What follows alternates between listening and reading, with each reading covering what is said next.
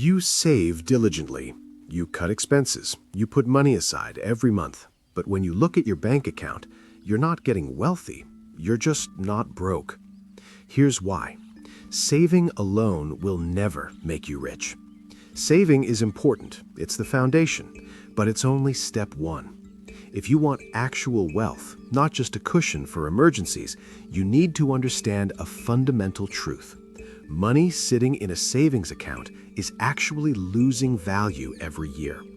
Today, you're going to learn why saving alone is a losing strategy, what inflation is quietly stealing from you, and exactly what you need to do with your savings to actually build wealth. This applies whether you earn $30,000 or $300,000. The principles are universal. Let's start with an uncomfortable truth. The money you save is shrinking. Not in actual numbers, your bank statement might show growth, but in purchasing power, it's declining. The inflation reality. Most developed countries experience 2 to 7% inflation annually. This means the cost of goods and services increases by that much each year. If your money earns less than inflation, you're losing purchasing power. Example, you save $10,000 in a savings account earning 1% interest. Inflation is 4%. After 1 year, you have $10,100, but things that cost $10,000 last year now cost $10,400. Your real purchasing power decreased, even though your account balance increased. You didn't preserve wealth, you lost 3% of your purchasing power. The long-term impact. Over 10 years at 4% inflation, $10,000 becomes worth only $6,756 in today's purchasing power. Over 20 years, $4,564. Your money literally loses more than half its value by just sitting there. This is why your parents could buy a house for $30,000 and the same house now costs $300,000. It's not that houses got 10 times better, money got 10 times weaker. Savings accounts protect your money from theft, but they don't protect it from inflation. And inflation is the silent thief that never stops stealing. Banks heavily promote savings accounts. Ever wonder why? Because it's profitable for them, not you. How banks profit from your savings. You deposit $10,000. The bank pays you 1% interest equals $100 annually. The bank lends your money to borrowers at 5 to 15% interest. On mortgages, 4 to 7%, on car loans, 5 to 10%, on credit cards, 15 to 25%. The bank makes $500 to $2,500 from your $10,000. You make $100. They keep the difference as profit. This is called the spread. This is how banking works. You're not the customer, you're the product. Your savings fund the bank's lending business while you get minimal returns. The financial system design. The system encourages you to save. It provides them capital. The system discourages you from investing. It keeps you dependent on them. Financial education isn't taught in schools by design, not accident.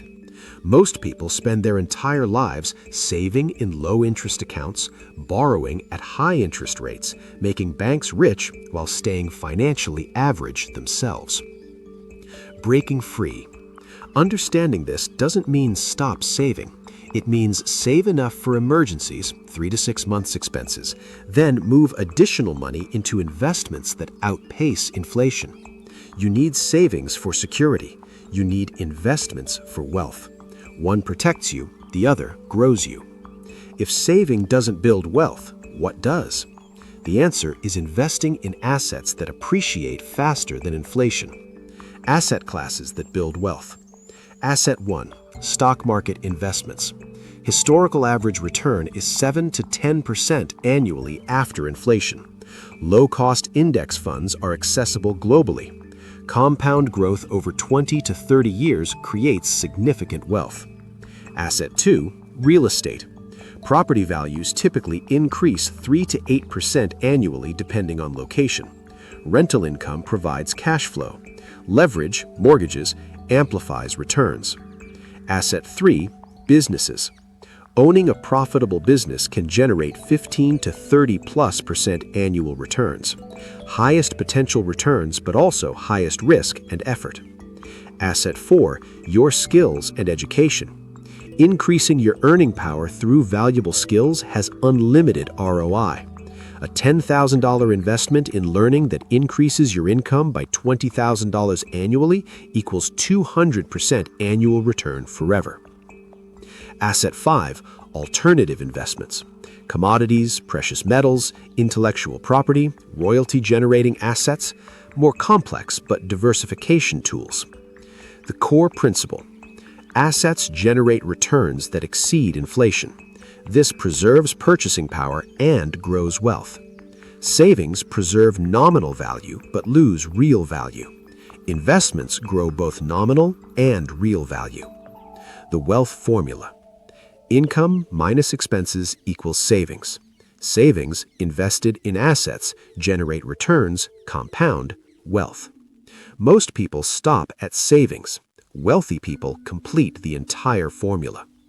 Here's where investing truly separates itself from saving: compound returns. Compound returns mean earning returns on your returns. The math that changes everything. Scenario A: saving in a 1% savings account. $10,000 over 30 years at 1% equals $13,478. Scenario B: investing in a 7% index fund. $10,000 over 30 years at 7% equals $76,123. Same starting amount, same time period, 5.6 times more wealth from investing versus saving. Adding regular contributions. Scenario A: save $500 monthly at 1% for 30 years. Total, $186,000 saved. Account value, $209,000. Scenario B: invest $500 monthly at 7% for 30 years. Total, $180,000 invested. Account value, $566,000. The difference is $357,000. That's the cost of just saving instead of investing. But investing is risky. I could lose money. This fear keeps millions of people poor. Let's address it directly. The risk reality. Yes, investments fluctuate. Some years your portfolio drops 10 to 20%.